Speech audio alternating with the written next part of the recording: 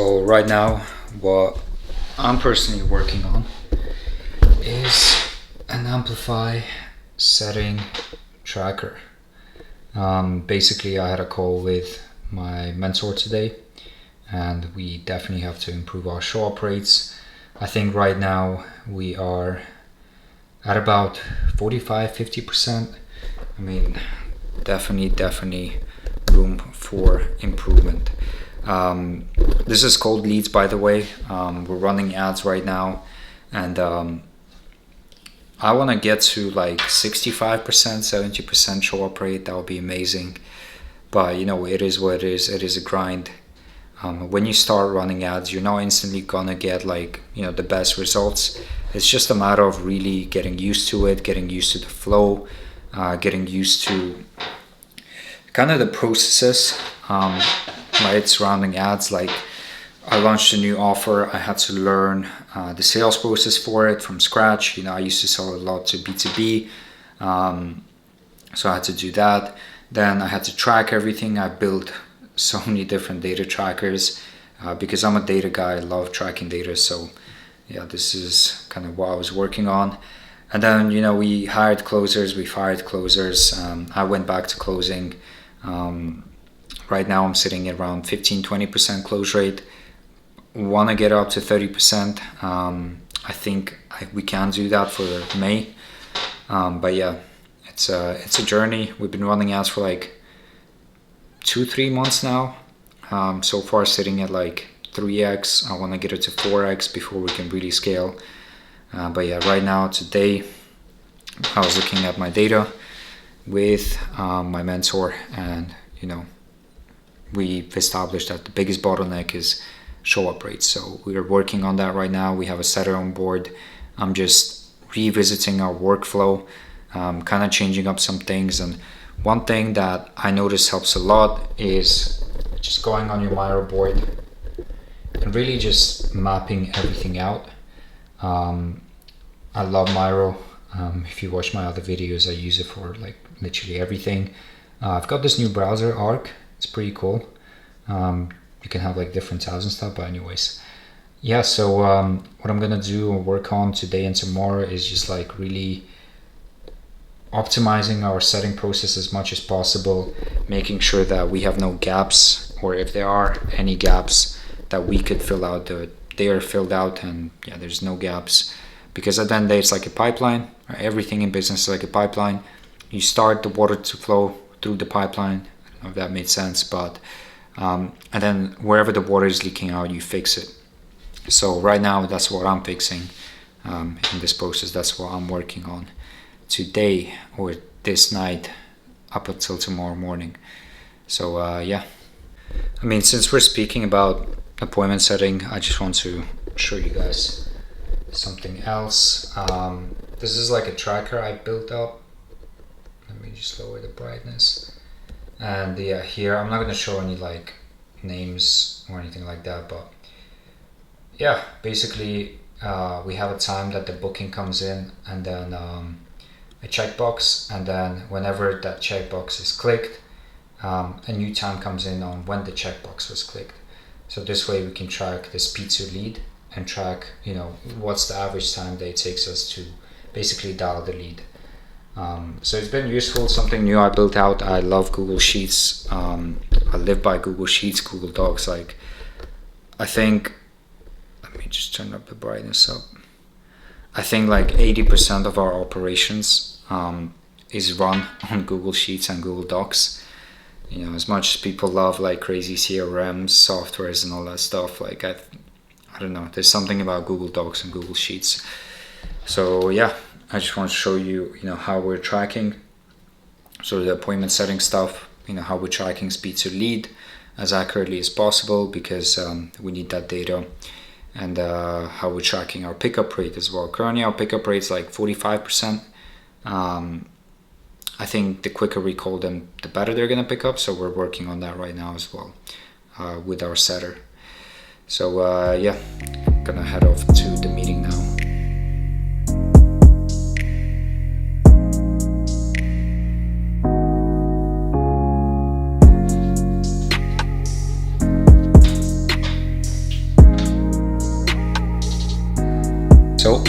I just came back from a run.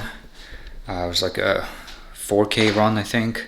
I'm trying to get back up to 5K, but for some reason at 4K I just get gassed. But right now, I was supposed to have a meeting with a potential demo for something that we're developing right now with a B2B company, but it's a no-show. It happens, sometimes something comes up in life, so that could be a no-show. It's not particularly due to loss of interest, but something could just come up. When people no-show, you can't give up. You just gotta keep following up, right? You gotta keep providing value, send them like any sort of assets that you feel like would be useful to them, and just keep following up until they reply, book another call with you, or they just tell you no. Simple as is. But yeah, today, he just showed up.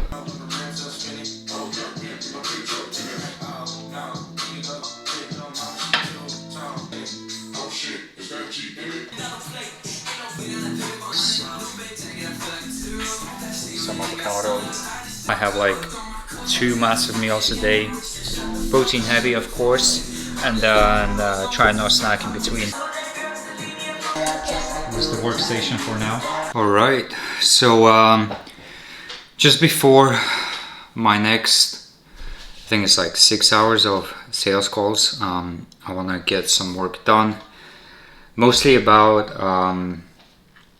filming the training for the new setting flow and communicating that to our setter, and making sure if he has any questions, then I usually like to create like an FAQ sheet for any questions that he might have, and if he has more, I just have like an FAQ sheet, because this is like the foundations that you're building when you do go on to scale, whatever business you run. You're kind of preparing everything with this, just like one person working on your team. You're getting all their questions answered, you're optimizing the entire process, and then when you're ready to basically scale and hire more setters, and obviously with more calls being booked, you need more setters, you basically have everything ready. So if the next setter that comes on, he has questions about like whatever part of the process, you already have an FAQ sheet, you have Loom videos, you have SOPs to answer that particular question. So it basically just helps you avoid answering the same question every single time, and it just makes everything streamlined. So I've been doing all my planning on like a weekly sort of planner. Super helpful. I've tried so many different to-do lists in the past, but it's just always been pen and paper. I think it works the best. So if you're struggling with to-do lists, try out pen and paper. Trust me, your life will change. But yeah, apart from that, let's film the setter flow, and then I want to do some check-ins with some of my clients, and then I'm actually going to be filming or prepping some new modules for our Amplify students, mainly around how to come up with very unique angles when it comes to outreach, angles that the human brain can't even think of, right? So I'm gonna try open up our students, minds, and help them basically think outside of the box, because outside of the box thinking will get you far in life. Like if you just remove yourself from like a group of people or an industry, whatever they're doing, whatever the norms are or rules are in that industry, and you go against the grain, then you're gonna get sort of different results. I don't know the word for it, but different results compared to what everyone else is doing or what everyone else is getting as results. Because if everyone thinks the same way, acts the same way, writes the same way, obviously they're just gonna get the same results as everyone else, compared to someone who thinks outside the box, comes up with unique ideas, and is able to see different perspective on different things and find different angles that they could use to approach particular topic. So yeah, that's the module we're going to be prepping today in between calls. But apart from that, the full day is just sales calls, sales calls, sales calls. So super excited for it. I actually started enjoying sales calls recently. Like before, I used to be like drained energy wise after a full day of sales calls. But now I actually look forward to them. Like I like talking to people. I like solving problems. I like, even doing a bit of consulting. And yeah, it's really fun. So yeah, I'm gonna show a clip of just filming the setting process, and then I think we have a sales call in like an hour or so, or 30 minutes. I should really check, but yeah. So this is the official Amplify setting flow for our paid ad campaigns. So when it comes to like training setters, one really good sort of mindset that I got, and not even just training setters, just sales in general. When you're booking appointments every single day, it's very easy to get complacent with anything, right? When things just start to work out for you or your business, it's very easy to get complacent, right? And just kind of get relaxed. So I was speaking to my mentor yesterday, and he told me with sales specifically, with the closing, with the setting, every single prospect that I have, to treat them as if they're last prospect ever. Right? That they're never, that's it. That's my last prospect ever. If I don't close them, I don't make any money. And I think that was, that hit me deep, because it's easy to get complacent when, you're doing volumes and, there's traction. But this complacency is not really good, because it makes you relax. You're not as sharp as you would be. Like for example, let's say tomorrow you had 5 appointments, next day you had 6, 7, 8. You're like, whatever, this prospect, whatever, I don't care if I close them or not, I'm gonna have more opportunities tomorrow. That's not a good way of thinking. Good way of thinking is, this is the last prospect I'm ever gonna have. I'm gonna put my all into this, and I'm gonna close them. So yeah, I mentioned that in the training that I just filmed. Just treat every single lead as if it's ever the last ever lead that you'll ever get. Another thing, another little trick or method, if you want to make sure your team is actually watching your trainings all the way to the end, or if you're making any new hires, that they're actually watching your videos, by the end of the video, be like, text me XYZ. Right, that's it. Just say, text me XYZ right after you finish this video. And do that at the end of the video. That way, if you're making a hire and you've got like a mini, video they need to watch, that way you know who is actually watching the video to the end and who's just skimming through it. Last 3 seconds of the video, just be like, text me XYZ, so I know you watched the video. Trust me, you're gonna see a massive difference in between people who watch the video and people who don't. Because if you're hiring, you don't want to hire people that don't take the time to even watch the video training you send them, right? So yeah, that's a little thing I learned recently when like making hires or when making like training videos, to make sure that your videos are getting watched by your team or by your next hires. So this video is done.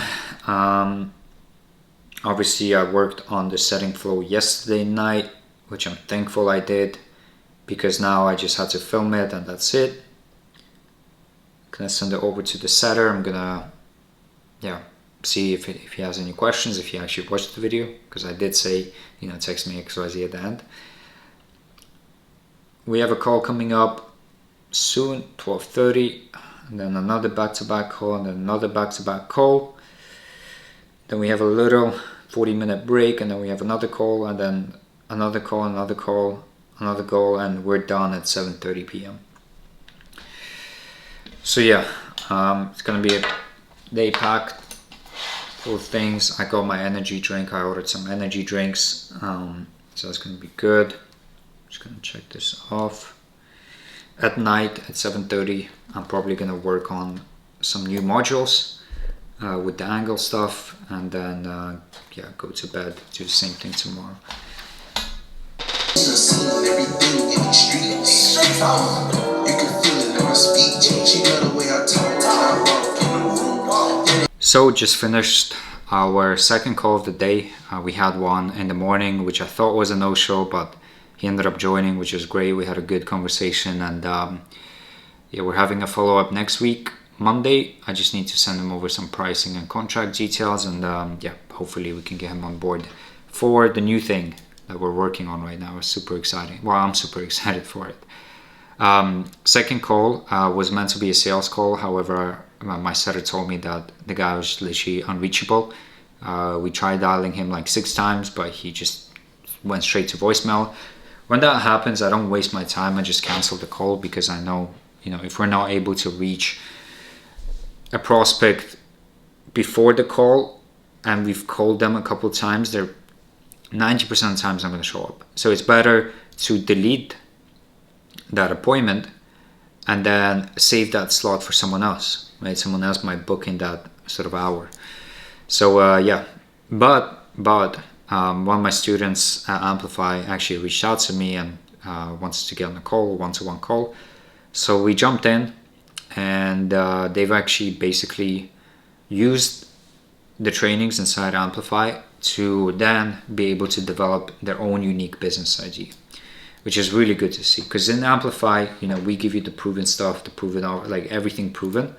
But what this particular student done is he took everything and he actually came up with a very unique idea, which is what I like, and this is what we've been talking about on that call. We talked about some strategies in terms of email copies, some offers that we can use, and yeah, I'm really excited for him because it's very creative, what they've been able to come up with. So yeah, really happy to see that. We're launching campaigns next week, and yeah, hopefully we can bring in some sales calls and clients for them.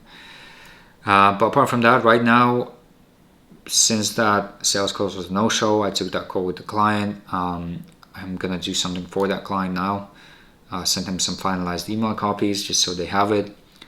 And then if I have some time before the next call, who's confirmed, then yeah, I'm gonna work on the angle stuff. Like with this new client that I hopped on a call with, not a new client, but a student that I hopped on a call with, I was actually literally working on the angle module, coming up with unique angles for your offers, for your business ideas. And he texted me, he's like, can we get on a call? I want to run something by you.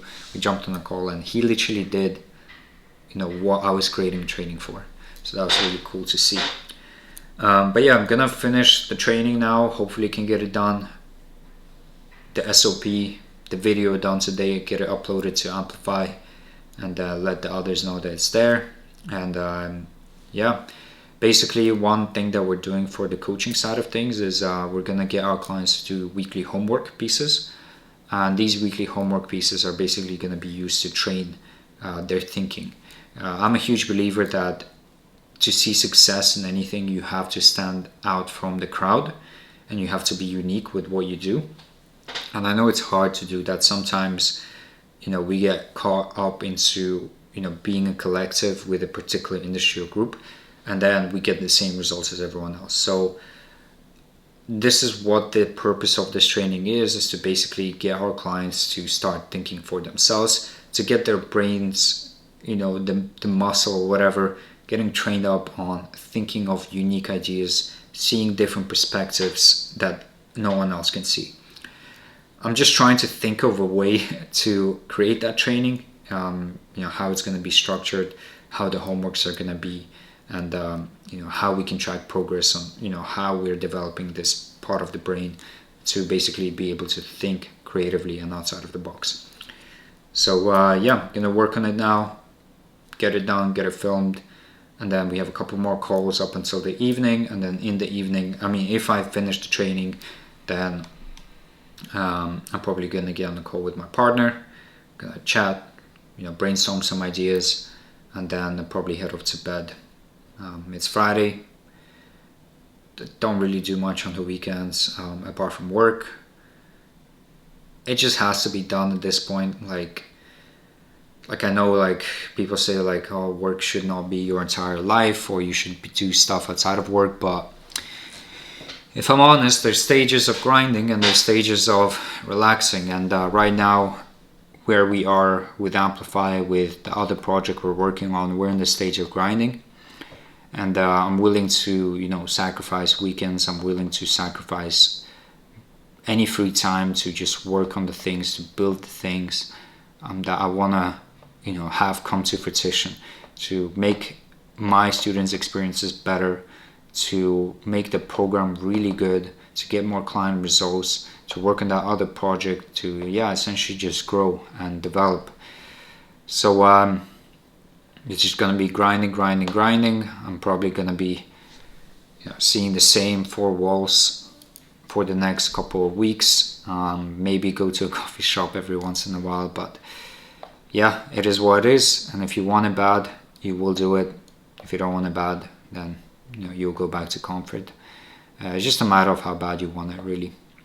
So yeah, gonna get to work and catch you guys later. So a couple of sales calls done, some work finished. Been a good day so far. Had some good conversations.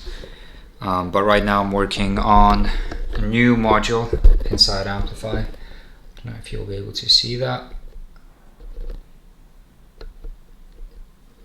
But yeah, basically how to come up with very unique angles in cold outreach. Basically being able to think outside of the box and, sorry, let me turn this up.